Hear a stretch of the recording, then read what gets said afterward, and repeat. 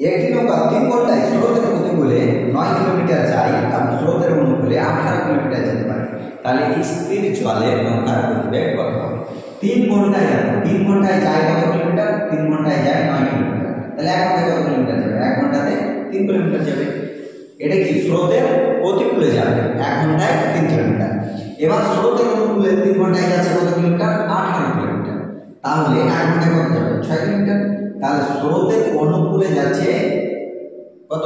3 kilometre, আর স্রোতের প্রতিকূলে 6 kilometre. এবার যদি বলে নৌকার গতিবেগ, তাহলে নৌকার গতিবেগ কিন্তু সবসময় স্রোতের গতিবেগের থেকে বেশি, বলে কিন্তু স্রোতের প্রতিকূলে 1 ঘন্টায় 3 কিলোমিটার যাচ্ছে। আর যদি নৌকার গতিবেগ কম হতো তাহলে কিন্তু যেতে পারতো, কারণ তাহলে তো নৌকা উল্টো দিকে চলে যেত।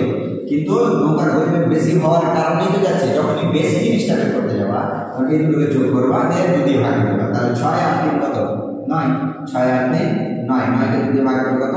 4.5 কিলোমিটার পার আওয়ার। তার মানে নৌকার গতিবেগ হচ্ছে স্থির জলে 4.5 কিলোমিটার পার আওয়ার, এটাই অ্যান্সার।